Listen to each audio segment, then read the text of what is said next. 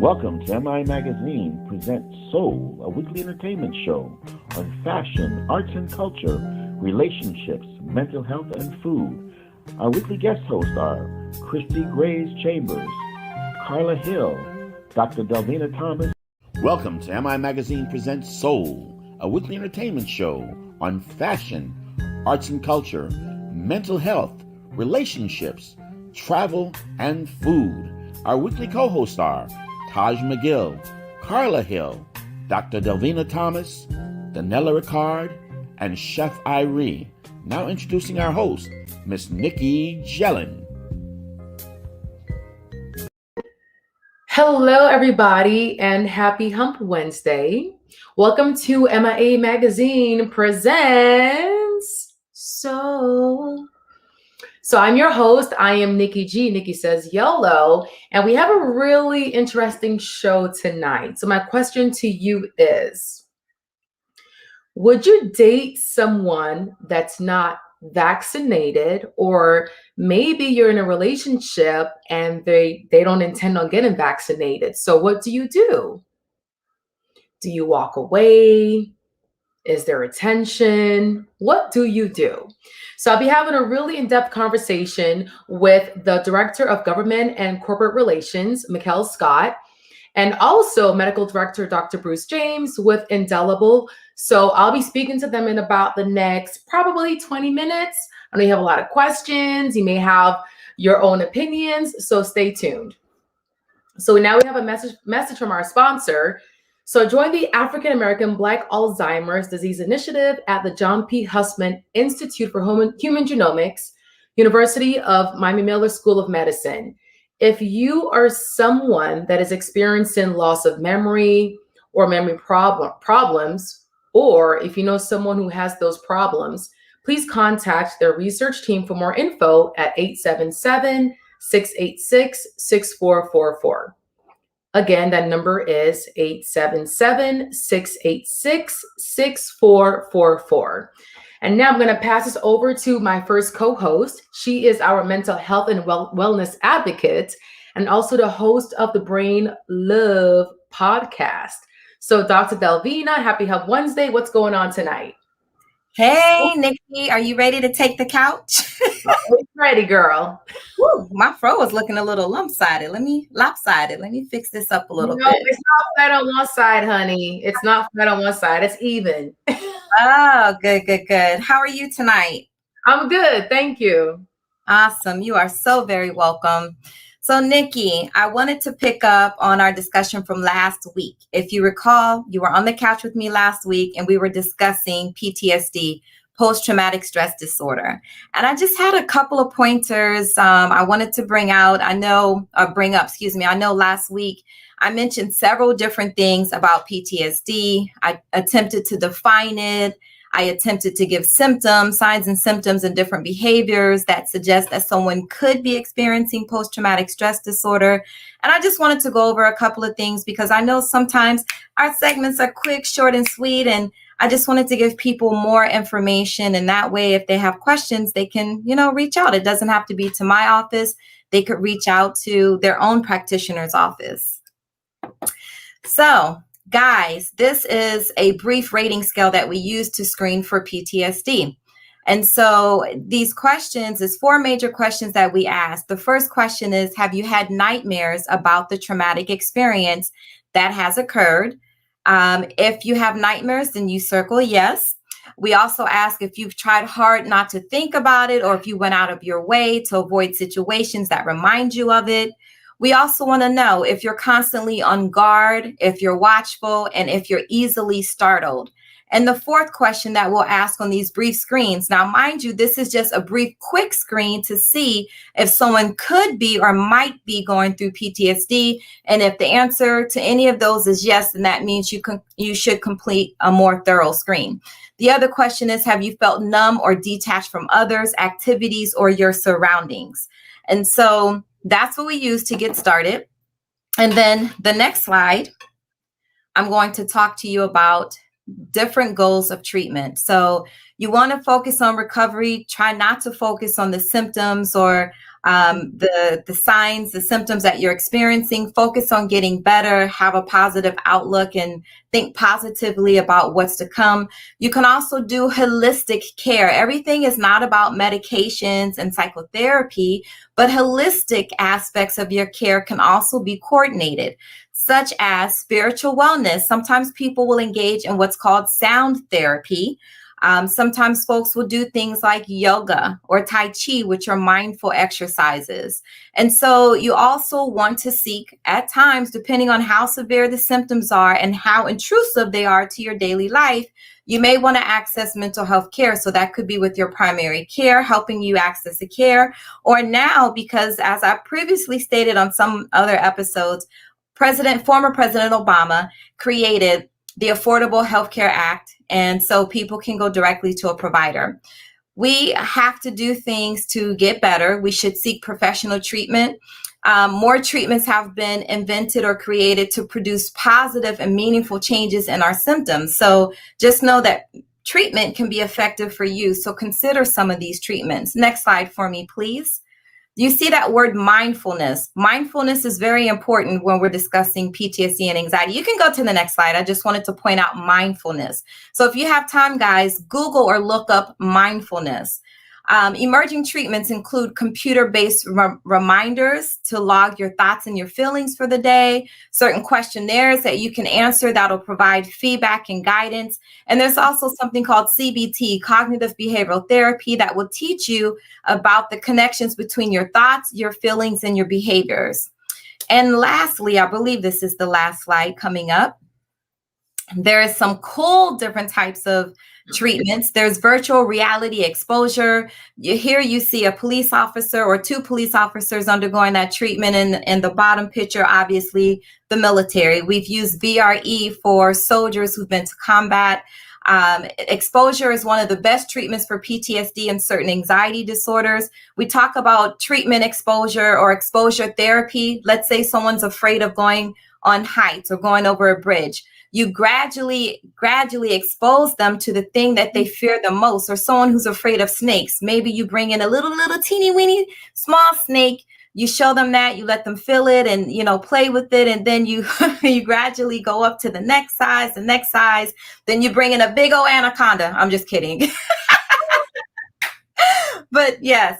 So this is one of the most recent developed one of the most recent things that developers have come up with to try to treat PTSD also. So June is PTSD Awareness Month, post-traumatic stress disorder. Please, there are a lot of people now who are experiencing signs and symptoms of PTSD. So I just want folks to be aware of that, especially because of the pandemic. Well, thank you so much. And I do have a fear of lizards and iguanas. So maybe your VRE will help me with that. So, okay. Okay. Brain love, Nikki. Brain love. Brain love. We'll see you next week. Yep. And now on to my next co-host. She is a national TV host herself and our arts and culture connoisseur. So Miss Carla Hill, happy Hump Wednesday. What do we have tonight? Can you guess? Can you guess? Well, listen, we are celebrating all kinds of things in the month of June, and it's a month-long celebration of Black people and all of our cultural contributions to this nation. In 2006, President Barack Obama signed a proclamation officially recognizing June as Caribbean Heritage Month. In South Florida, we celebrate the Caribbean diaspora every day, but especially in October during Miami Broward's One Carnival. Now, I know what you're saying. It's June. Why am I thinking about October? Because June is when everything kicks off. June is a month that we get ready for the Bacchanal, and that's a good thing in October. So do you want to be a Bacchanalist? Yes. All right. So let me show you all the ways you can earn your party stripes. So the Caribbean Carnival was and still is a celebration of the end of slavery, as well as an affirmation of survival. In Trinidad and Tobago, it's typically celebrated the beginning of Lent, and other islands like Barbados celebrate crop over in August. And since the mid 20th century, other islands and Caribbean immigrants have started their own celebrations. Miami Broward One Carnival is usually the final carnival in the entire year of carnival celebrations. There are 4 major components that will take place between October 2nd and October 10th. These are all the official events for Miami Broward One Carnival and the masquerade band leaders. So this is important to recognize because these organizations, Miami Broward One Carnival and the masquerade band leaders, are working with Miami-Dade County and Broward County, as well as medical professionals, to make sure that carnival activities are conducted with all safety protocols in place. So what I'm speaking about today are official Miami Broward One Carnival events. Use Caribbean Heritage Month to learn about the various genres of music. You got to get into the music. So definitely explore Zouk from Haiti, reggae from Jamaica, but the fuel of Caribbean Carnival, of Miami Broward One Carnival, is soca music. There's no way you can listen to soca music and be unhappy. And I'm sure that Chef Irie will attest to that. Streaming services like Spotify and Tidal and other streaming services can lead you to today's top artists. So in order to get ready to be a bacchanalist, get your soca universe in order. Speaking of music, I want to point out one of the things that people sometimes overlook for Miami Broward Carnival. Have you ever gone to a steel pan concert, Nikki? I have, yes. I have. Oh, good. Excellent. You know, the steel pan was invented in Trinidad and Tobago and is widely regarded as the only major musical instrument to be invented in the 20th century. That's a big deal for Caribbean folks, for Caribbean heritage. You haven't experienced the full spectrum of music until you've heard the notes on this instrument that was crafted after our ancestors' tradition of drumming as a form of communication and celebration.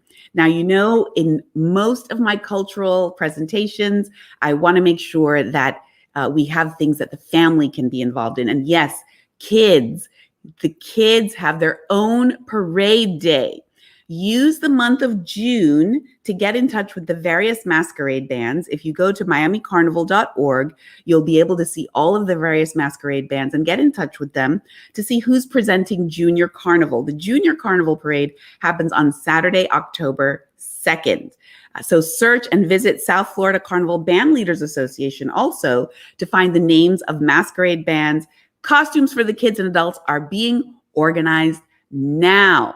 Like I said, I know Miami Broward Carnival is in October, but June's Caribbean Heritage Month is the get ready, set, go month for all things Miami Broward One Carnival. The masquerade bands have already started showcasing their costumes. That photo at the bottom of the date there where it says Sunday, October 10th, is a recent band launching of the costumes. So if you want to be ready for the road, look for your favorite masquerade band on social media to see what creative pieces they're offering for this carnival season. And you can find all of the names of the masquerade bands on the Miami Broward Carnival website. So make sure that you go to miamicarnival.org for information on tickets. If you don't want to be in a costume, just the joy of experiencing Carnival and watching people cross that stage and parade in their costumes is wonderful. Go to miamicarnival.org for more information on bands and tickets for official events. See you there, Nikki? Yeah, definitely. So we have like 3 months left to get everything ready. So as far as being in a band and with the costumes, is there a deadline for that? Would you say July or August? Bands are launching right now. Okay. So in the months of June and July, if you go to social media, check out the names of the bands at miamicarnival.org, go to their social media, and they're all showing the costumes that they will be presenting, and they will give you information on how to put your down payment and be a part of the masquerade. All right. So we'll see you there. Yes, girl. Ready. All right. Awesome. Thank you so much. We'll see you next week. And now on to my next co-host. Well, he is a host on Tasty Islands. on American Public Television. And he's also a personal and private chef. Chef Irie, happy Hump Wednesday. What is going on tonight?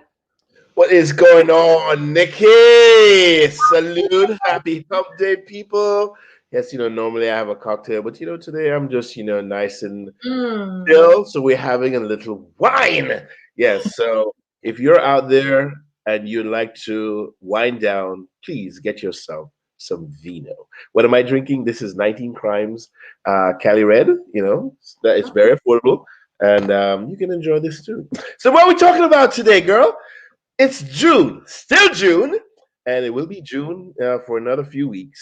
And yes, it's still carrying American Heritage Month, but it's also Soul Food Month. Yes, among some other things, but I'm talking about food. So those things are two important things to me: carrying American Heritage Month and Soul Food Month. And what am I going to be talking about? Some things in the Southern atmosphere that I love. Yeah, see what I'm saying? Some things that I was introduced to as an immigrant when I came to this country, and some things, were already there. But we're going to kick it off. We're just going to go right into it, girl. Fried chicken. Who does not love themselves some fried chicken, right? And of course, we're here in this country, and fried chicken is a big part of Southern culture, Southern cuisine, Sunday dinner. Yes, and it's also, growing up in Jamaica, fried chicken was a big part of our Sunday dinner as well. Fried chicken, rice, and beans. But of course, we're talking about Southern cuisine here today, and of course, you can fry them, and there are different ways to fry chicken. And we have buttermilk fried chicken. We just got flour dredge fried chicken.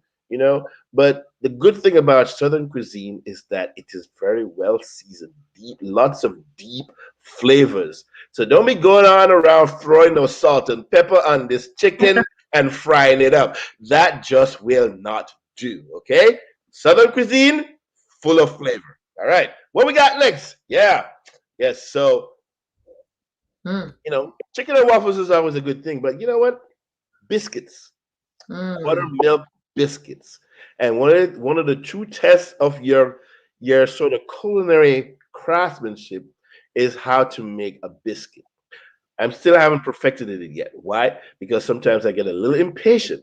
And one of the tricks to making good biscuits is not to over knead the dough. Biscuit dough does not like to be kneaded too much. You put it once that dough comes together, and you form that, and you in whether it's a rectangle or a square, cut them biscuits, drop them on the pan, butter them, and put them in the oven. Yes, it does require a little kneading, but don't over knead. Biscuits go well with everything, whether it's fried chicken, or to the side over here, we got some smothered pork chops. Yes, you know what I'm saying? So anything that you got on that table, that biscuit is going to go well, especially if you got some gravy. Yes, sop up the gravy with that biscuit. Yes, biscuit. Buttermilk biscuit. Buttermilk biscuit. All right. Shrimp and grits, baby. Shrimp and grits. How many of you out there go to brunch? Do you go to brunch Sunday? Do you go to brunch Saturday? You go to brunch, Nikki. I know a lot. Yeah. So, but there's nothing wrong with that. And I'm sure you've tried, several shrimp and grits. Do you love shrimp and grits? Oh, yes, I do. Yes. So, creamy grits. A lot of people. Okay, listen. Creamy grits. So a lot of people, now, they'll sell. You got these 5-minute grits, then you got steel cut grits, and you got some other grits. So one of the true tests of grits, any grits, is how you stir them and how long you stir them for. Now, 5-minute grits, people always say, well, they're not creamy and fluffy. Well, you can take that a step further. After the 5 minutes, is to continue to stir with those grits. So, and add a little more cream to that. And of course, you can't have grits without some cheese, some cheddar, some Gouda, mozzarella. I'm just saying, creamy cheese grits, baby. And of course, I died when I first tasted this other delicious delicacy, gumbo. Yes, you in Louisiana, You either having Creole gumbo or you having Cajun gumbo. You having chicken andouille gumbo, shrimp gumbo, seafood gumbo, all kind of gumbo. Okay? And so depending if you're Cajun or Creole, you are having okra in your gumbo or gumbo filet, which is a byproduct of the sassafras tree or plant. That's what it is. Yes, it's a gumbo filet. So but the basis and the foundation for all all gumbos is the roux, the roux. Timely cooked to get nice color, nice flavor from the fat and the flour that you're cooking, for 20, 30 minutes. Yes, you can hurry it up, but good food takes good time and patience. So get your gumbo, and if please, the gumbo needs to be well seasoned. All right, serve it over some rice. Okay, or you can add, yes, that's how, rice on top of the gumbo. That's how you're gonna serve this thing. What else we got? Yes, collard greens, baby. You can't have, Southern without some collard greens, girl. So that's how the collard green looks at the top. And I made a comparison because people are always asking, what can you, well, callaloo, that is one of our greens in Jamaica. Callaloo greens. Yes. So the greens over here, the collard greens, traditionally you're gonna cook that down with some pork meat. Traditionally, that's how it's cooked. Whether ham hocks, some fat back, some pork.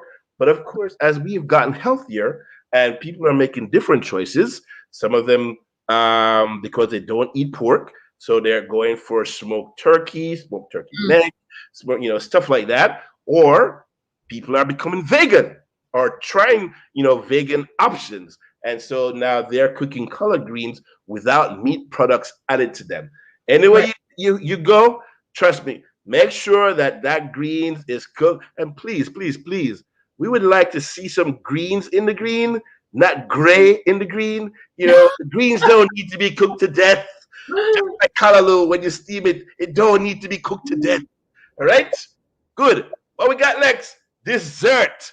All right, we got cobblers, and this right here is a peach cobbler. How you end the southern dinner is important. Yes, so a cobbler, defined is basically fruit filling that's added, sweetened, sugared, thickened, whether with flour or cornstarch, whatever it is, and with a topping added to it and baked. And that topping could just be a biscuit topping, dough topping, what have you.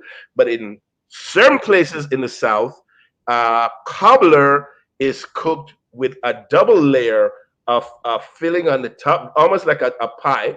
So you got crust on the bottom and crust at the top. All right. And one thing before we go, back to the shrimp and grits really quick. I am not getting into that conversation and argument about sugar in the grits. Oh my God. I go back and sugar in the collard greens. All right. I don't know nothing about that. I'll stick it in my lane. And so you guys can argue amongst yourselves about sugar in the grits and sugar in the collard greens. That's my take for today, baby. Southern food in the month of June. Yeah, baby. Well, Chef, I'm a savory kind of gal, so yeah, no sugar in the grits or the callaloo. I'm just saying. Okay. Nice. Catch me on the Ricky Smiley Show next week, Friday, for Quarantine Cooking with Chef Ira, baby. There you go, man. There you go. All right. We'll see you next week. Salud. Salud. So we'll be talking about the importance of vaccinations and relationships. Do you have a clean bill of health before jumping into a relationship? What is your vaccination status? Would you even ask in advance before dating someone? So we're about to jump into a conversation with the Director of Government and Corporate Relations, Mikhail Scott, and also Medical Director, Dr. Bruce James. They're both with Indelible and also with Vax Florida 305. So Mikhail and Dr. James. Okay, so Mikhail. Hi, how y'all doing? believe Dr. James is on right now as well. How are you guys doing tonight? We're doing great. We're well. Awesome. Okay, so tell us a little about your backgrounds. And Mikhail, you can go ahead and start first. All right, perfect. So as you mentioned, I serve as the Director of Government and Corporate Relations with Indelible. We're a management consulting firm. We're also a minority firm, which is really great to be able to work with a Black company. But my background is in public health. So I've been working around issues like food insecurity, housing security, and a lot of other social access issues during my time working in government as well as the political realm. Awesome. Okay. Hey, and Dr. James? Yes. Good afternoon. Definitely happy to be here. Happy for you all to have us. I am President and CEO of Healthcare Equity Solutions, and with Indelible, I serve as the medical director for our Vax 305 engagements. Prior to coming on with Indelible, I served as the COVID-19 vaccine clinic. I oversaw all the clinics for the middle sector of Georgia, Columbus, Macon area. So a lot of my work has been geared towards COVID-19 testing, COVID-19 vaccination, outreach, and actual shots in arms. So yeah, definitely glad to be able to have this conversation with you all. Yeah, definitely. So I'm guessing I'm assuming that last year, March is when everything maybe ramped up for your team. And it's still ongoing since then, right? Yes, definitely. Last year, March, that's when everything started. We started with testing, and then soon after that, we fought hard all the way to November, and we got a vaccine out there. Started with the long-term care facilities, got our elderly population, that geriatric, most high-risk population, got them vaccinated first, and then we moved on progressively through the different age groups throughout our general population. Now, as it stands, we have Pfizer that's approved for individuals 12 years old and above. So that's kind of the age limit that starts the vaccination age here in America right now. For Pfizer, yeah. Okay. So COVID-19 took us all by surprise, and we're still learning about the effects of what it is. So there's one thing that we do know, that prevention is key, obviously, and getting the vaccine is the first step. So we're talking about relationships, right? So is being vaccinated for you, do you know your status questions in a relationships? What's your take on that?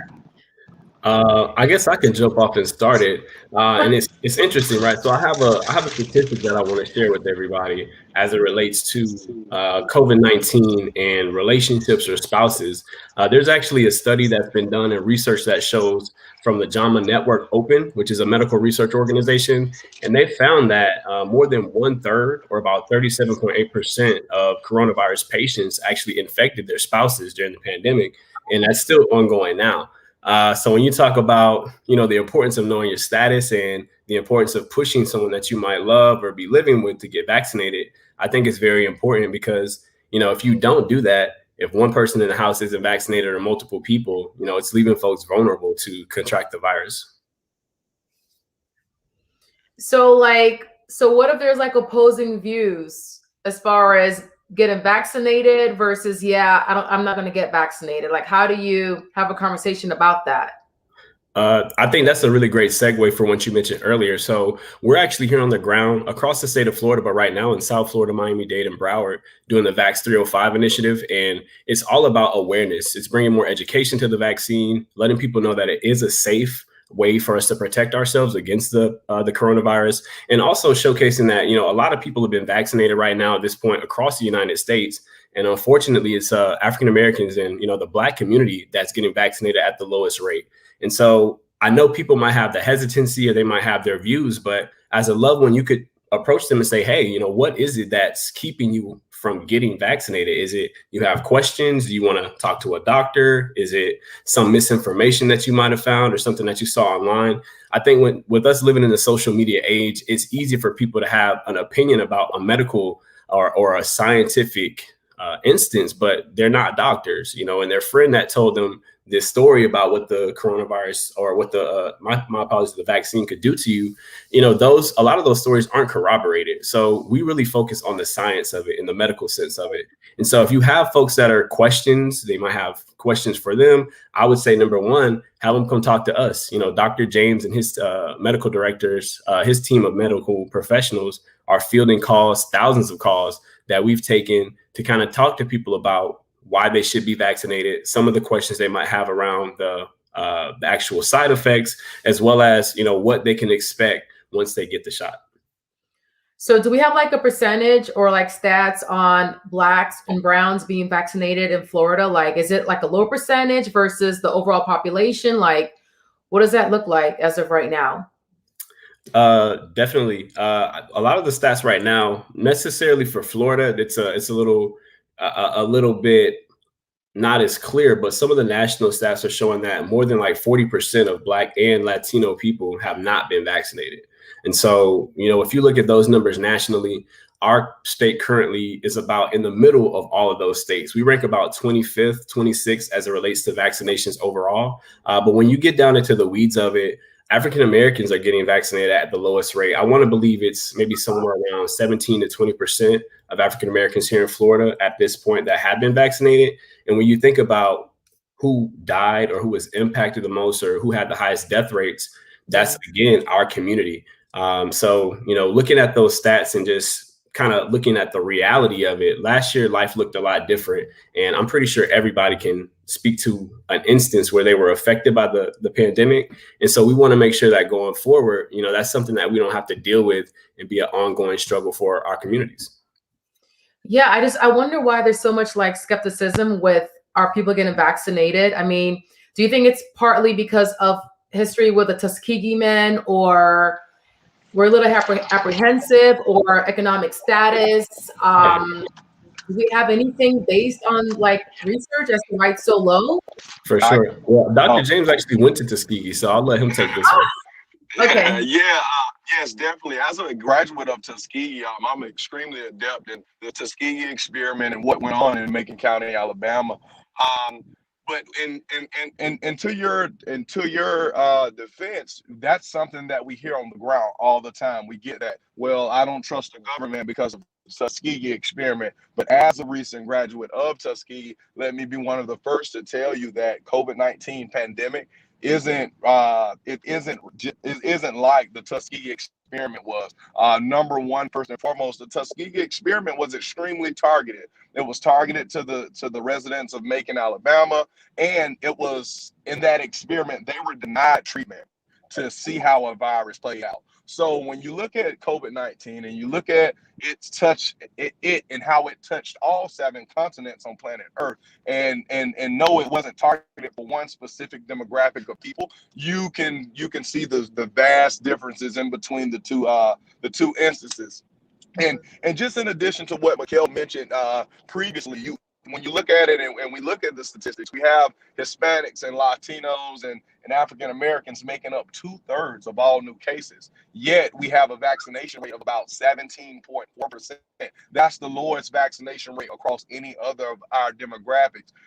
So that means we're making up more new cases and we're getting vaccinated less. So if you look at those and you compare those numbers side by side, it says one thing, and it says we have work to do. We have some work to do as family and friends. We have work to do as spouses. We have work to do as mothers and dads to convince our loved ones that it is important, that it is bigger than you. It's not just about you. We could be the younger kid right now. We have really disparity in the amount of our younger generation that's been vaccinated, and a lot of them feel, hey, I'm healthy, I'm strong, I can get COVID and I can defeat COVID. But you can also carry COVID back home to grandma, to mom, to dad, who isn't as healthy, who isn't as strong, who may be suffering from hypertension, who may be suffering from obesity, who may be suffering from diabetes, all of which are comorbidities and pre-existing conditions that COVID has been proven to affect more and to affect more severely. So it's a bigger issue for the African American community, and it's more. And for us, we should be looking at it as healthcare as a whole, and really shifting this and not letting COVID be terminal, the COVID vaccination be a terminal result, let us shift our focus and start to think about how we can combat our total health status in a more preventative way. Absolutely. No, Absolutely. definitely. Yeah. So my next question is, should someone jump into like a relationship if their partner have not been vaccinated, or maybe they don't plan on getting vaccinated? That's a tricky question, right? So I'm not a dating coach by any means, but when I look at it, right, as individuals, as adults, you know, we talk about our status on a lot of other things. We want to know, you know, how much are you making? You know, what are you bringing home? What's your salary? You know, what's your job? What is it that you know, what your status as it relates to, you know, sexual status, right? Those are types of things and conversations that as adults we should be having. And so when you think about it in those lenses, right, you can talk about all these other conversations, but you can't talk about something that could potentially endanger your livelihood, right? And when you talk about dating someone, you probably want to bring them around your family. You know, if you've got someone that you are really into and you want to start to showcase them, you want to show them to grandma, you want to take them to the family gatherings and be around them a lot. And like I mentioned earlier, if you're not vaccinated, number one, you're vulnerable. And we see that people that are living in close quarters like that or spending a lot of time can more easily transfer that virus if they do happen to carry it, even if they're asymptomatic. So I would just say, you know, us as a community and as adults, we got to be more focused on what's important and how we're addressing these conversations, and not letting dating or getting out there with someone, you know, cause us to not care or downplay something that's really important right now. So should they disclose if they're not vaccinated before dating? I mean, is it similar, I guess, to disclosing if you have any kind of STDs or, right? I don't know, like, I think if it comes up, right, you know, personally, those are questions that I ask. I like to ask my friends, you know, have you been vaccinated? And it's not a tough question. And what we want to let people know, it's not a shaming situation, right? We're not going to try to make you feel bad. We don't want you to feel like we're dumbing you down or making you feel superior or something like that. It's more the fact that we want to make sure that people are protected. And so if you're getting to know someone, if I was getting to know someone, that's the question that I would raise, because we're still in a pandemic. And while people are getting back to normal and a lot of folks aren't wearing masks, if you look around the world right now, it's very different in some of these other countries. You know, you're seeing different variants of this virus that are taking over places like India, that are really taking off in Africa. And there's certain strains that we still don't know exactly how those will affect us. And there are cases that are starting to show up in the US. So, you know, it's not back to normal yet. And the vaccine is one of the best ways to get us there, because once we hit herd immunity, around 70% of our population in the United States and in our communities vaccinated, we'll be at a much better place and a safer place to get life like it was in 2019 and not lose a whole nother year of our lives. right. So there's a couple of like myths out there as well, as far as being vaccinated, that as far as what I've heard. Right. So outside of historical events with people of color, there's a perception that it's not really understood, and there may be some consequences a few months down the line if you were to get vaccinated. Maybe you'll grow like a third arm. Maybe you'll turn purple. I really don't know, but there's so many skepticism as far as what's going to happen to those people that got it, and are they going to be here a year from now? You know? Yeah. Definitely. That's what we like to call the healthy hesitancy. But just to kind of ease for the listeners, whoever is listening now with us, just to kind of ease that the hesitancy around that as it stands. So when we talk about mRNA sequencing, we've been using this. Number one, it's been being studied for like north of about 30 years, but we're actually using it in the Ebola virus, like as it stands right now. When Africa had that really bad Ebola outbreak, this was that was the vaccine technology that they had used to eradicate Ebola. No one's heard about Ebola. We haven't heard anything about Ebola. mRNA technology was utilized in that vaccine technology to help eradicate that process. This isn't the mRNA technology. Yes, it's newer, but it's been studied for years. It's COVID-19 that presented itself and allowed us to utilize this new technology. And to be honest, Nikki, quite frankly, it's a breakthrough in healthcare. I foresee vaccines such as the flu, such as Shingrix, vaccines that we already have now. A couple years moving forward RNA sequencing, as it's a safer way to induce immunity without actually introducing the host body into the actual virus. Okay. Well, thanks. I mean, yeah, well, that's, I mean, it's good to learn more about it, because if I could be really transparent, I myself am a little skeptical. So, so I think you guys are really definitely breaking through to me tonight personally. So my next question is, okay, so let's say that we're in a relationship with someone who has been vaccinated, but they still happen to contract COVID. So how do we best support them? Do we quarantine? I believe it's for 2 weeks. So what are the best like health practices, especially if we're both vaccinated? So yeah, Dr. Daniel, you can take that. If both people are vaccinated and one of them did catch COVID, it's CDC recommendation. You can, as a fully vaccinated person, it is absolutely okay for you to be around someone who has been exposed to COVID. There's no quarantining that goes against that, because what the vaccine allows you to do is it stops you from contracting a severe form of the virus, the form of the virus that was killing people, the form of the virus that we saw put people on ventilators most of the time. That's what the virus was created to stop. So can someone that is vaccinated carry the virus? Yes, you can. But the vaccine doesn't allows you, it's 94% effective against you contracting the severe form of COVID-19. Okay, so is it, so I mean, I watched like the news a lot. So if you're vaccinated, is it true that within 6 months you have to maybe do like another re-up, like it expires after a while? Is that a fact, or have you heard that as well? So that's something that's one of the things that we are. Oh, yeah, that's one of the things that we are learning. How long does the immunity actually last? Right now, as it stands, they do know that it does last as long as 6 months. This is one of the things that part of it is going to be a ladder that kind of is built as we climb. So they could come out in 6 more months and say, hey, these patients that were vaccinated on day X are still having are still seeing immunity and still producing antibodies up to 12 months out. It could be a situation where it's like the annual flu. We just don't know that part of it yet. Right. And so there are conversations as well about boosters. And I know that there's a lot of research going into, how they're monitoring certain folks that have been in these case studies or in these studies that have taken the vaccine. We have to understand that, people didn't just start getting the vaccine this year. There were folks that have been a part of case studies for several months before that vaccine was allowed to be authorized to the FDA.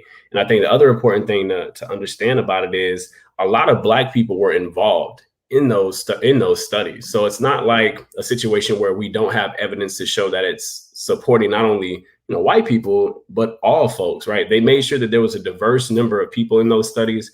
And so as they're continuing to track folks that had those vaccines during those trials, they're going to be able to determine whether there's a need for booster shots. And we'll start to learn more about that as the research comes out. But what we know now, what studies are showing, if you are vaccinated, you have a much lower likelihood of contracting COVID-19, depending on which vaccine you actually take. The efficacy does differ, but ultimately those vaccines will save you from being in a debilitating state where you're hospitalized or you have to go to the hospital or even dying. So I think those are the key things to understand, right? We don't have a crystal ball, and we understand science is changing and science is also learning. So we have to allow time for those scientists to see whether or not our immunity decreases.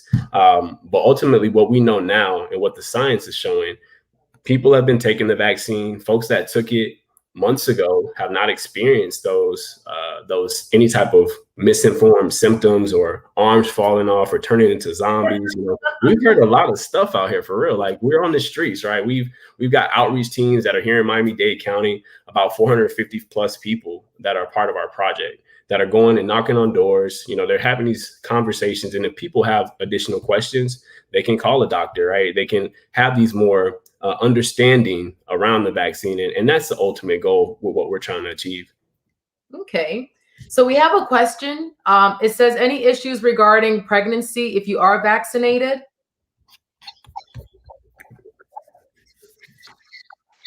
Yeah, someone is. No, I was about to say they've actually recently found in studies. So initially, when they did the clinical trials, they excluded pregnant women. They excluded and just in clinical trials in general, they usually like to exclude any type of high risk population patient. But it has been literature that came out about 2 months ago that's saying pregnant women, they can be vaccinated, but they also a mother can pass immunity through her breast milk. So that was a really, really big win that we found that the vaccine actually produced immunity, but the mother was able to pass that same immunity to her child through the breast milk, through breastfeeding. Okay, that's good to hear. Okay, so my other question is, in general, are there things that we should still practice even after being vaccinated? If so, what are those things, and how long will we need to adhere to that according to CDC health guidelines? So as it relates to the CDC, as Dr. James mentioned earlier, if you've been fully vaccinated, and what does fully vaccinated look like? That means that you've either had both of your shots if you're doing Pfizer or Moderna, or the one shot for Johnson & Johnson. And they're saying 14 days after that final shot is when you have that immunity. And so, as it relates to, the efficacy, Dr. James, help me out here. Okay. Oh, there it is. Say that again. It was kind of breaking up. Yeah. So, like, what are things that we should still practice even after being vaccinated to adhere to like CDC health guidelines? For sure. And thank you, Nikki, for bringing that back to my thought. Some of the things we should still practice. Obviously, if you don't have a vaccine, if you haven't been vaccinated, you should still be wearing your mask when you're out, trying to practice social distancing for those people that might still be on the fence. If you have been vaccinated, though, the CDC says that it's okay for you to go out and about without wearing a mask. I would just say that, you might still want to be mindful because there are still businesses that might require it. But there might be situations, social settings where people feel more comfortable with it. So you have to be mindful of that. But ultimately, as we know it now, the CDC is saying that once you're vaccinated, you can go out and you can not wear a mask and you'll be protected. And so I think that should even be an incentive for us because, we've worn masks now for months on end. And we're looking for relief, you know what I mean? So why not go out and get back to the way we were doing things before and do it in a more safe manner? Right. So, Dr. James, anything you want to add to that, or did Mikhail? If the only thing I would say, if I try and say this, and if ever I have a chance to address our community, is let's really utilize this time to see what COVID taught us. COVID taught us, that a pandemic can come, and that it can be bad and it can touch all 7 continents. But COVID taught the African American community specifically that we have to get in front of our health. We have to start looking at health more from a preventative standpoint. We have to take health more seriously. The reason why that this virus is affecting the African American community at a more not rapid pace, but the magnitude is higher in the African American community is because we lead the leaderboard when it comes to, we are number 1 in obesity. We're number 1 in hypertension. We're number 1 in diabetes cases. So COVID has been a disease that highlighted all of those comorbidities as some of the comorbidities that's affected the most. So it just in turns looks like it's a virus against African Americans because we lead in those categories. So it's my charge to the African American community to kind of take our health a bit more seriously moving forward and really trying to take the stand and getting in front of it and looking at health as a whole in a preventative standpoint. And how can you find more information on, so it's Vax Florida 305, right?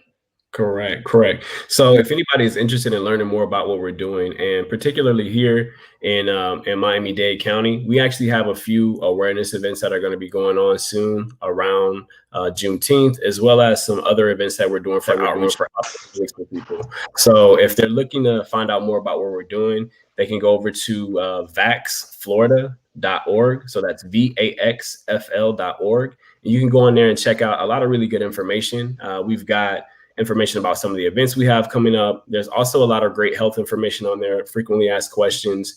You can find out where you can get vaccinated if you want to go ahead after this show or tomorrow morning and you feel inclined that you got some of your questions answered. You can check that out, and we've got a vaccine finder so folks can actually identify that. And then we're also on different social media platforms, Vax 305, Vax Florida 305, so that's VAX Florida 305. And you can also check out Vax Florida on IG as well. And more importantly, I believe that the vaccination centers, the last day is June 26th, I believe. Yeah, so unfortunately, that's a great point. The state of Florida has been prioritizing vaccination pop-up sites in a lot of different communities across the state. We actually work directly with the Division of Emergency Management, and that's how we came into this opportunity to create Vax 305 and get into the community. But unfortunately, on the 26th, that will be the final vaccinations from the state-sponsored sites. And so what we're seeing now, a lot of people that aren't vaccinated might have had a spot close to their house, and now they might not have that access anymore. So we want to let people know right now is the time to do this, because what's going to happen is, as you look around the country, as you look around the world, there are a lot of countries that don't have access to any vaccines. In India, there was a spike maybe about 3-4 weeks ago where there were about 400,000 people in that country that contracted COVID overnight. And there's not any vaccines in sight to help those people. So there are people, like literally, bodies in the street. And what we would see here, if people don't get vaccinated and one of these new variants comes over to the US, I mean, we're in Miami. It's an international tourist hotspot. People all over the world are coming here all the time. And now those state sites are no longer available. Maybe you don't have a CVS in your neighborhood, or maybe you don't have a Publix in your neighborhood, which is not uncommon for Black communities to not have access to grocery stores and some of these drugstores or pharmacies. Now you don't have a place to go to get it. And we see upticks in flus in these types of viruses and diseases during the summer months, right? That's when that stuff typically upticks, around August, September. And so we're in a position now where there's no free sites around, and maybe you need insurance now, or maybe you have to have a primary care doctor. So it's important for people to know waiting is only as intentional as you getting the information you need to make your decision. You don't wait around to see what happens, because kind of like all other things, we get left behind. And right now, this vaccine is available to us. You had white people, other races coming into Black communities in their Ferraris and in their Mercedes. And you can see the news articles to get vaccinated in our communities, and we won't even go do it for ourselves. Oh my gosh. So we technically have 9 days left, because I'm sure those centers are closed right now. So everybody, you have 10 days left to get vaccinated. Okay, visit vax305.com. Yeah, and just to put it out there, you can still go and get vaccinated at, your Publix or CVS, Walgreens. There's a lot of places that are offering it. But as we said, this is forever changing, and resources are delicate. So go out and prioritize it tomorrow. Get up in the morning, take a friend with you, and protect yourselves and your family. Awesome. Well, thank you so much, Mikhail and Dr. James. Thank you so much. Thank you so much for having us. Absolutely. Yeah, for sure. And thank you for educating us as well. I mean, there's so many people out there, we're so skeptical and, we're unsure. So thank you so much for reassuring us. It's really important. Absolutely. Thanks for having us on. We really appreciate it. Thank you so much. Enjoy your night. Have a good one. Take care. You too. And everyone, tomorrow is our Lunch with Legacy Leaders talk show with Anne-Marie Sorrell. So every Thursday at 12 noon, she'll be talking to Black leaders within the community about issues impacting our own community. So visit Facebook, it's MIA Media GRP. Again, visit Facebook and look for MIA Media GRP tomorrow, Thursday at 12 p.m. And this show is brought to you by the SWA, which stands for the Solid Waste Authority of Palm Beach County, and the AARP. So thank you so much. Again, you have 9 days left. for the hassle-free vaccination. After that, then you have to go through your doctor, CVS, I don't know, but visit vax305.com. We'll see you next Wednesday and have a good night. Bye.